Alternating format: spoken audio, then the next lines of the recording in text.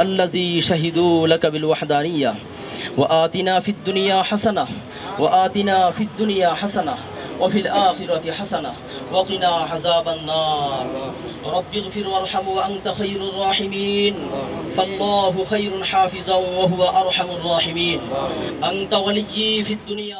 Questa manifestazione, un dolore, un piangere. Io non possiamo battere mani perché sento male. Quando uno nasce, questa natura che lui un giorno morirà.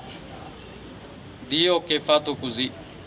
Però qualche giorno fa, quello che è successo nel nostro paese, in Bangladesh, a Dhaka, nostra capitale, quando ho sentito,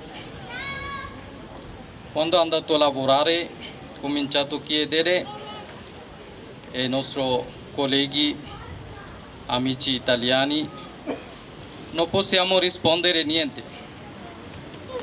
Non riesce a parlare, rispondere, perché noi qua viviamo come il nostro paese. In Italia, stranieri, viviamo come il nostro paese. Tanti paesi, esempio in Malesia, in Arabia Saudita, dopo 2 anni, dopo 3 anni, loro devono tornare al loro paese. Obbligo. Non c'è un permesso come in Italia. Così non c'è una lingua, non lo so come spieghiamo questo dolore. Siamo qui insieme perché le nostre religioni non parlano di odio, non parlano di sangue, non parlano di omicidi, non parlano di stragi, ma parlano di una cosa che è molto più difficile da raggiungere, che è la pace. L'Italia ha dato molto a noi bengalesi. Molti di noi hanno chiesto e ottenuto la cittadinanza italiana e come tale siamo da tempo parte della società italiana e ne condividiamo i valori. Gli eventi di Dhaka offendono il grande rapporto pacifico che i nostri due popoli hanno stretto, perciò vogliamo essere attivi nel combattere gli estremismi. Non possiamo rimanere e non rimarremo in silenzio.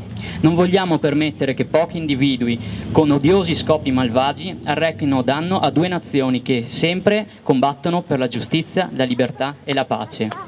Vogliamo condannare senza se e senza ma la violenza. Vogliamo dimostrare che tutti noi insieme, italiani e bengalesi, non ci pieghiamo a chi usa il nome di Dio per portare distruzione. Oggi, più di prima, perché dopo gli attentati di Dhaka, anche il Bangladesh è vittima dello spettro del terrorismo.